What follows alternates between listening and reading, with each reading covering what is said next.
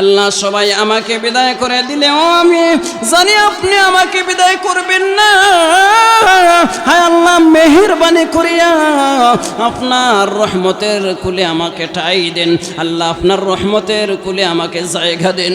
এভাবে যখন কান্না করলো ওই বৃদ্ধের কান্না আল্লাহ রব্বুল আলামিনের দরবারে কবুল হয়ে গেল। আল্লাহ রব্বুল আলামিন জিবরাইল আমিনকে বলেন, রে জিবরাইল যাও, রে জিবরাইল যাও, যা রে জিবরাইল আমার বান্দার কাছে চলে যা, তার কাছে গিয়ে বল আমি আল্লাহ রব্বুল আলামিন তার জীবনের গুনাহ খাতা ক্ষমা করে দিলাম। আমি আল্লাহ রব্বুল আলামিন তার জিন্দেগির গুনাহ খাতা ক্ষমা করে দিয়ে আমি আল্লাহ আমার রহমতের কুলে জায়গা দিলাম। হযরত ওমর রাদিয়াল্লাহু তাআলা আনহুর দরবারে সংবাদটা পৌঁছে গেল। হযরত ওমর রাদিয়াল্লাহু তাআলা আনহু এসে বলেন, হে বৃদ্ধ বাবাজি, আপনার ডাক আল্লাহর দরবারে কবুল হয়েছে। আল্লাহ রব্বুল আলামিন আপনার গুনাহ ক্ষমা করেছেন। আল্লাহ রব্বুল আলামিন আপনাকে আল্লাহর খাস ওলি হিসাবে কবুল করেছে। সুবহানাল্লাহ। যুবক বন্ধুরা একটু দিলের কান দিয়া শুনেন, দিলের কান দিয়া শুনেন। আল্লাহর পয়গম্বর জিবরাইল আমিনকে বলেন, রে জিবরাইল 7 নাম্বার জাহান্নামের বর্ণনা একটু শোনাও। জিবরাইল আমিন বলে, ও পয়গম্বর 7 নাম্বার জাহান্নামে আপনার ওই গুনাহগার উম্মতেরা চলে যাবে যারা নামাজ আদায় করে না, যারা মসজিদের সামনে দিয়া চলে যায়, আজান শুনেও যারা মসজিদের মধ্যে আসে নাই, আজান শুনেও যারা ফজরের আজান শুনিয়া যারা লেফটেনে ঘুম যায়, তাদেরকে আল্লাহ রব্বুল আলামিন 7 নাম্বার জাহান্নামের মধ্যে ঢেলে দিবেন। আল্লাহর পয়গম্বর বলেন, রে জিবরাইল, ও জিবরাইল, আর কি কি গুনার কারণে আমার গুনাহগার উম্মতেরা জাহান্নামের মধ্যে চলে যাবে, 7 নাম্বার জাহান্নামে চলে যাবে। আল্লাহর পয়গম্বর এভাবে বলেন আর কান্না করে। জিবরাইল আমিন বলে, ও পয়গম্বর আপনার গুনাহগার ওই উম্মতেরা 7 নাম্বার জাহান্নামে চলে যাবে। যারা সুদ খায়, ঘুষ খায়, যারা সুদের ব্যবসা করে, ঘুষের ব্যবসা করে, ও পয়গম্বর যারা কোথায় কোথায় মিথ্যা বলি, যারা খালার বাজার, আপনারা কেন খালার বাজার বলেনি, এই যে যদি খালার বাজার তাকে ফোনে বলে আমি খেসর ভাড়া আছি, এভাবে যারা মিথ্যা বলি, যারা মিথ্যা বলে ওদের জন্য 7 নাম্বার জাহান্নামটা রয়েছে। আল্লাহর পয়গম্বর আল্লাহর জমিনের মধ্যে পড়ে গেলেন, নবীজি অজ্ঞান হয়ে পড়ে গেলেন। আল্লাহর পয়গম্বর হুঁশ হারিয়ে ফেললেন, হুঁশ হারাইয়া জমিনের মধ্যে পড়ে গেলেন। নবীজি এভাবেই কান্না করতেছে। নবীজি অজ্ঞান হয়ে জমিনের মধ্যে যখন পড়লেন, জিবরাইল আমিন বলে, ও পয়গম্বর আপনি ঘরের মধ্যে চলে যান। নবীজি কামরার মধ্যে ঘরের মধ্যে চলে গেলেন। ঘরের মধ্যে চলে যাওয়ার পর আল্লাহর পয়গম্বর দরজা ব্লক করে দিলেন। নবীজি যখন দরজা ব্লক করে দিলেন, তখন সাহাবায়ে কেরামগণ সবাই পাগলের মতো হয়ে গেলেন। সাহাবায়ে কেরামরা বলেন, পয়গম্বর আপনার কি হলো, আপনার কি হলো, আপনি একটু দরজাটা খুলে দাও, দরজাটা খুলে দাও।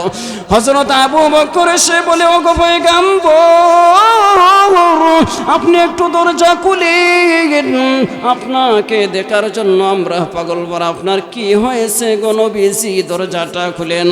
আল্লাহর পয়গম্বর দরজা খুলেন নাই। বলেন, হে আবু বকর তুমি আমাকে ডিস্টার্ব দিও না, তুমি আমার কাছ থেকে চলে যাও। হযরত ওমর রাদিয়াল্লাহু তাআলা আনহু আসলেন, আসিয়া বলেন, ও পয়গম্বর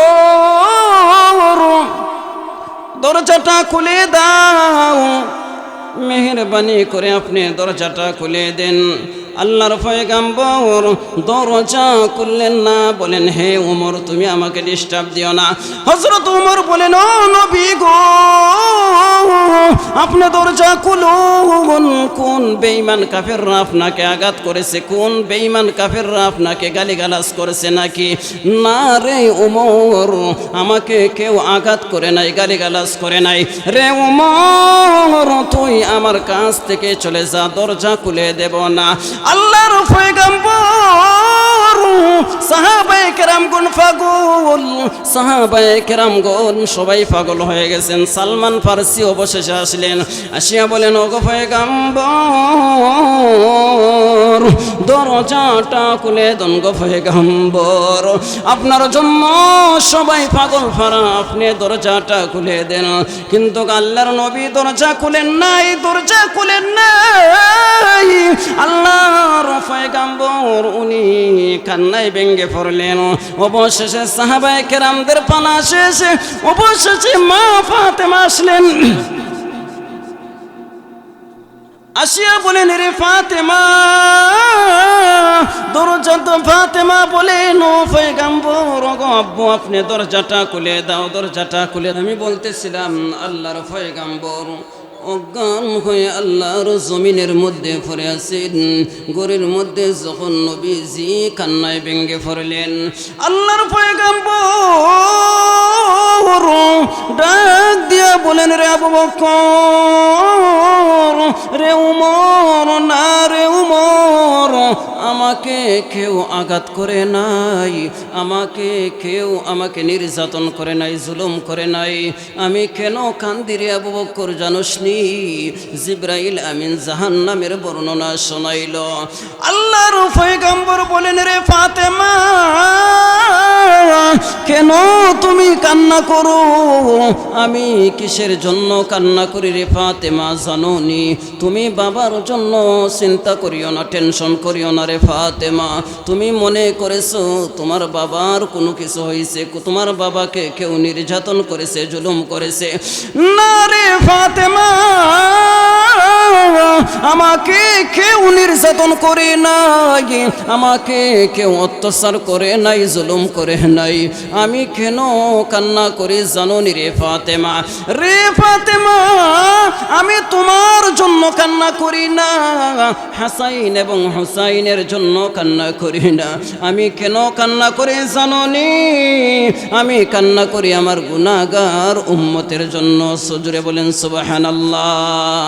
আমরা নবীজিকে চিনলাম না, নবীজির মহব্বতে পাগল হইলাম না, কিন্তু নবীজি আমাদের জন্য নিজে এত কান্না করেছেন। রব্বি হাবলি উম্মতি, রব্বি হাবলি উম্মতি, উম্মতি উম্মতি বলে নবীজি এখনো মদিনা শরীফ কান্না করেন। কিন্তু আমরা এত গুনাহগার, নবীজির মহব্বতে দাড়িটা রাখতে পারলাম না রে যুবক। নবীজির মহব্বতে আজ আমরা নবীজির সুন্নতগুলো আদায় করতে পারলাম না। হে যুবক এখনো আসেন, আমরা যারা গুনাহ করিয়া জীবনকে বরবাদ করে দিয়েছি এখনো আমরা ফিরে আসি। আমি আপনাদের সামনে এই আয়াতে কালিমা তেলাওয়াত করেছিলাম, কুল ইয়া ইবাদিয়াল্লাযীনা আসরাফু আলা আনফুসিহিম লা তাকনাতু মির রাহমাতিল্লাহ। আল্লাহ বলেন হে আমার বান্দারা, আল্লাযীনা আসরাফু যারা নিজের হাতের দ্বারা গুনাহ করেছো, পায়ের দ্বারা গুনাহ করেছো, নিজের অঙ্গ প্রত্যঙ্গ দ্বারা গুনাহ করেছো, অঙ্গ প্রত্যঙ্গ দ্বারা গুনাহ করিয়া নিজের নফসের উপর জুলুম করেছো। তোমরা নৈরাশ না হইয়া লা তাকনাতু মির রাহমাতিল্লাহ, আমি আল্লাহর দরবারে গুনার জন্য তোমরা ক্ষমা চাও। আল্লাহ বলেন ইন্নাল্লাহা ইয়াগফিরুয যুনুবা জামিআ, আমি আল্লাহ তোমাদের গুনাহ খাতা ক্ষমা করে দিব। আল্লাহ যে কত দয়ার সাগর, আল্লাহ যে কত দয়ালু। যদিও বান্দা গুনাহ করে, গুনাহ করিয়া বান্দার জীবনকে বরবাদ করে দে। যদি 80 বছর 70 বছর 80 বছর গুনাহ করিয়া বান্দার জীবনকে বরবাদ করে দিয়েছে, শেষ বয়সে যদি বান্দা আল্লাহর দরবারে ফিরে যায় শেষ বয়সে যদি বান্দা আল্লাহর দরবারে কান্নাকাটি করে, আল্লাহ রব্বুল আলামিন বান্দার কান্না শুনিয়া, আল্লাহ রব্বুল আলামিন বান্দার তাওবা কবুল করিয়া, আল্লাহ রব্বুল আলামিন ওই বান্দাকে আল্লাহর খাস ওলি বানিয়ে দেন। জুড়ে বলেন সুবহানাল্লাহ। আমি আপনাদের সামনে ছোট্ট একটা ঘটনা বলেই শেষ করে দিচ্ছি। এক ব্যক্তি, সে জীবন ভর গুনাহ করেছে, সে তার কণ্ঠস্বর খুব মধুর ছিল, সুন্দর ছিল, তার গান শোনার জন্য যুবক যুবতী, বুড়া বলেন বুড়ি বলেন সবাই পাগল পারা, তার সুললিত কণ্ঠ শোনার জন্য, তার গান শোনার জন্য কোটি কোটি টাকা পুরস্কার দিত। ওই ব্যক্তিটা যখন একসময় বৃদ্ধ হয়ে গেল, তার কণ্ঠ সুর চলে গেল, তার এই যে একটা সুন্দর মায়াবী চেহারাটা নষ্ট হয়ে গেল। ওই যুবককে কেউ ভালোবাসে না। যুবক এখন আর যুবক নয়, যুবক বৃদ্ধ হয়ে গেছে, এখন তার আত্মীয় স্বজনরা কেউ ভালোবাসে না। সে বৃদ্ধ হওয়ার পরে তার আপন মানুষ ভালোবাসে না, এমনকি মা বাবাও তাকে ভালোবাসে না। ওই আল্লাহর গোলাম আল্লাহর দরবারে কান্না করে, ওরে মালিক, আমি গুনাহগার, অন্যায়কারী, আমি তো জীবনভর গান গেয়েছি, জীবনভর মানুষকে আমি কত সুন্দর সুন্দর সুললিত কণ্ঠের গান বাজনা করিয়া আমি মানুষকে পাগল করেছি। হায় আল্লাহ, এখন আমার কণ্ঠ সুর চলে গেল, আমি এখন ধ্বংস হয়ে গেছি, আমার মা বাবা আমাকে ভালোবাসে না রে মালিক, আমার আত্মীয় স্বজন কেউ আমাকে ভালোবাসে না, আমার আপন মানুষ আমাকে ভালোবাসে না। আগে আমার গান শুনিয়া মানুষ আমাকে কোটি কোটি লক্ষ লক্ষ টাকা পুরস্কার দিত, এখন আমার কণ্ঠস্বর নষ্ট হওয়াতে আমার আপন মানুষ নিজের মা বাবাও ভালোবাসে না। ওই লোকটা কবরস্থানের পাশে দাঁড়াইয়া গিয়ে বলে, রব্বুল আলামিন, হায় আল্লাহ, যদিও মানুষ আমাকে বিদায় করে দে, মানুষ আমাকে তাড়াইয়া দে, যদিও মানুষ আমাকে তার কাছে স্থান না দে, যদিও মানুষ আমাকে ঘৃণা করে রে মালিক, আমি জানি আপনার মতো রহমান কেউ নাই, আপনার মতো রাহিম কেউ নাই, আপনার মতো গাফফার কেউ নাই। আল্লাহ, সবাই আমাকে বিদায় করে দিলেও আমি জানি আপনি আমাকে বিদায় করবেন না। হায় আল্লাহ, মেহেরবানি করিয়া আপনার রহমতের কুলে আমাকে ঠাই দেন, আল্লাহ আপনার রহমতের কুলে আমাকে জায়গা দেন। এভাবে যখন কান্না করলো, ওই বৃদ্ধের কান্না আল্লাহ রব্বুল আলামিনের দরবারে কবুল হয়ে গেল। আল্লাহ রব্বুল আলামিন জিবরাইল আমিনকে বলেন, রে জিবরাইল যাও, রে জিবরাইল যাও, যা রে জিবরাইল, আমার বান্দার কাছে চলে যা, তার কাছে গিয়ে বল, আমি আল্লাহ রব্বুল আলামিন তার জীবনের গুনাহ খাতা ক্ষমা করে দিলাম, আমি আল্লাহ রব্বুল আলামিন তার জিন্দেগির গুনাহ খাতা ক্ষমা করে দিয়ে আমি আল্লাহ আমার রহমতের কুলে জায়গা দিলাম। হযরত ওমর রাদিয়াল্লাহু তাআলা আনহুর দরবারে সংবাদটা পৌঁছে গেল। হযরত ওমর রাদিয়াল্লাহু তাআলা আনহু এসে বলেন, হে বৃদ্ধ বাবাজি, আপনার ডাক আল্লাহর দরবারে কবুল হয়েছে, আল্লাহ রব্বুল আলামিন আপনার গুনাহ ক্ষমা করেছেন, আল্লাহ রব্বুল আলামিন আপনাকে আল্লাহর খাস ওলি হিসাবে কবুল করেছে। সুবহানাল্লাহ। এজন্য আমরা গুনাহ করে জীবনকে বরবাদ করে দিয়েছি, অন্যায় করে ধ্বংস করে দিয়েছি। এখনো ভালো আছে, খালেস তাওবা করেন, খাঁটি তাওবা করেন আল্লাহর দরবারে। আমাদের জীবন যেন, যাই হোক, যতটুকু বললাম, আল্লাহ রব্বুল আলামিন ওয়াজ বেশি করতে হয় না, নসিহত বেশি করতে হয় না, অল্পতেই যদি আমলে এসে যায়, অল্পতেই যথেষ্ট। আমি যতটুকুন আপনাদের সামনে বললাম, আল্লাহ রব্বুল আলামিন যেন আমাদের সবাইকে কবুল করেন, আল্লাহ রব্বুল আলামিন যেন আমাদেরকে আমল করার তৌফিক দান করেন। আমিন। ওয়া আখিরু দাওয়ানা আনিল হামদুলিল্লাহি রাব্বিল আলামিন। আসসালামু আলাইকুম ওয়া রাহমাতুল্লাহি ওয়া বারাকাতুহু। একজন মহিলা ওনার বাচ্চার জন্য দোয়া চাইছেন, আল্লাহ রব্বুল আলামিন যেন, দাদির জন্য দোয়া চাইছেন, আল্লাহ যেন বেমারি থাকলে শিফা দান করেন।